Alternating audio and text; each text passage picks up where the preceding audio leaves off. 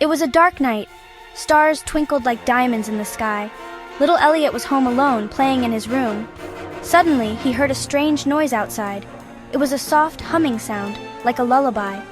He peeked out his window. A giant, shiny spaceship had landed in his backyard. Elliott's eyes widened in amazement. He couldn't believe what he was seeing. He raced downstairs, his heart pounding with excitement.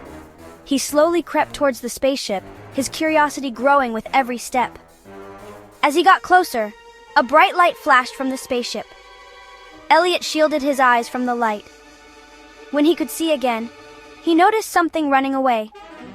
It was small and brown, hiding behind a tree.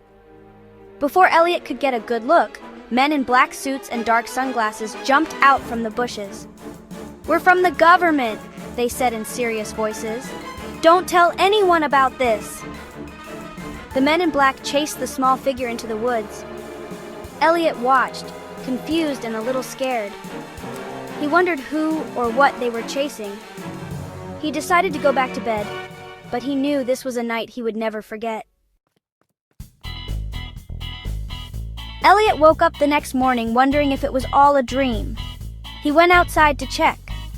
Sure enough, there were big, deep tire tracks in the grass. The spaceship was gone, but something else caught his eye. A trail of colorful candy, like a rainbow, led from the woods to his back porch. Elliott cautiously followed the trail, picking up a few candies along the way. They tasted like sunshine and rainbows. He reached the end of the trail and found a small brown creature hiding under a blanket on his porch swing. It had big, watery eyes and long, skinny fingers. "Don't be scared," Elliott whispered. The creature slowly came out from under the blanket. It looked scared and lonely. Elliott smiled gently and offered the creature a piece of candy. The creature took it with its long finger and ate it in one gulp. It made a happy sound, like a giggle. That's how Elliott met E.T., a visitor from a distant planet. Elliott quickly learned that E.T. was no ordinary creature. E.T. could make things move with his mind just by thinking about it. He could make toys fly across the room and turn the television on and off. One time, he even made Elliott's bicycle fly like a plane. Elliott knew he had to keep E.T. a secret.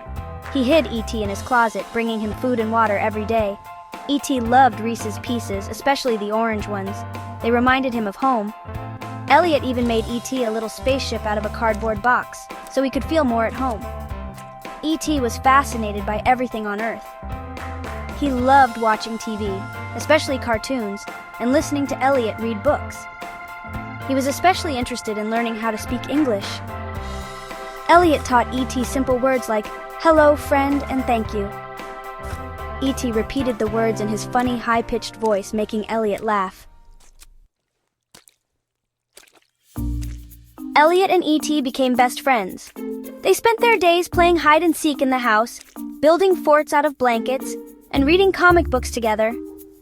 Elliott shared all his secrets with E.T., and E.T. listened patiently with his big, understanding eyes. Sometimes Elliott felt like he could even understand what E.T. was thinking.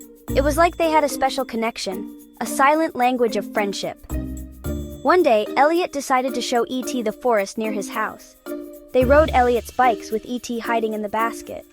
The forest was full of tall trees and singing birds. E.T. was amazed by the beauty of nature. He touched the leaves and smelled the flowers, his eyes wide with wonder. Elliott felt happy to share these experiences with E.T. He knew their friendship was special, something truly out of this world. One day, Elliott came home from school and felt a cold shiver run down his spine. The house was eerily quiet, and he knew something was wrong.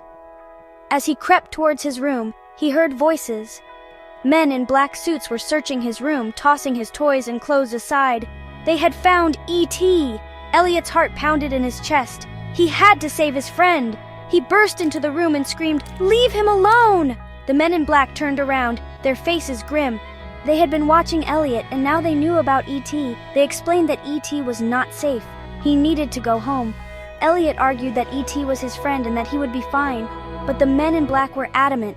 They were taking E.T. away. Section 6. E.T. gets sick. The men in black took E.T. to a secret laboratory. They poked and prodded him with strange instruments, trying to understand his alien biology. Elliott could only watch from afar, his heart breaking for his friend. E.T. looked weak and scared, his skin turning a sickly gray. Elliott knew he had to help E.T. He snuck into the lab late one night, determined to rescue his friend, but when he found E.T., he was shocked by what he saw. E.T. was lying in a glass chamber, hooked up to machines, his chest barely moving. He was dying. Elliott reached out to E.T., tears streaming down his face. He knew he couldn't lose his friend. "E.T., please don't leave me," he whispered, his voice choked with emotion. Section 7. Saying Goodbye to a Friend. As E.T. grew weaker, the connection between him and Elliott became stronger. Elliott could feel a .T quote, as sadness, his fear, his longing for home. He knew in his heart that E.T. wouldn't survive on Earth. He had to let him go. One starlit night, Elliott, with the help of his friends, took E.T. back to the forest. They built a makeshift spaceship, just like the one E.T. had drawn for them. E.T., weak but happy, was placed inside. Elliott hugged E.T. goodbye, tears streaming down his face. "I'll never forget you," he whispered. E.T. touched Elliott's forehead with his long, glowing finger. "Be good," E.T. said in his squeaky voice. And with a flash of light, the spaceship rose into the night sky. Section 8. A Night Under the Stars. Elliott watched as the spaceship became a distant star twinkling in the vast darkness. He felt a deep sadness, but also a sense of peace. He knew E.T. was going home. He lay down on the grass, looking up at the stars. He imagined E.T. back on his planet, surrounded by his own kind, telling stories about the little boy on Earth who had shown him kindness and friendship. That night, Elliott dreamed of flying spaceships, talking aliens, and magical adventures. He knew deep in his heart that he would never be the same. He had touched the unknown, befriended the impossible, and learned the true meaning of friendship. As he drifted off to sleep, Elliott made a wish on the brightest star in the sky. He wished for E.T. to be safe, for their friendship to last forever, and for the magic of that summer to never fade away. Section 9. The Magic of Believing. Years passed, but Elliott never forgot E.T. He kept their adventures alive in his heart, sharing the story with anyone who would listen. Some people thought he had imagined it all, but Elliott knew the truth. He had seen the impossible, and it had changed him forever.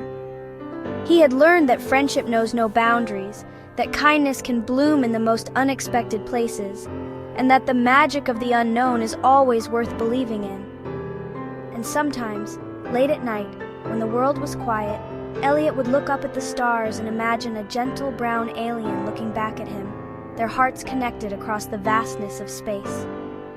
The magic of E.T. lived on, a reminder that even in the darkest of nights, hope, friendship, and the wonder of the unknown can always light our way.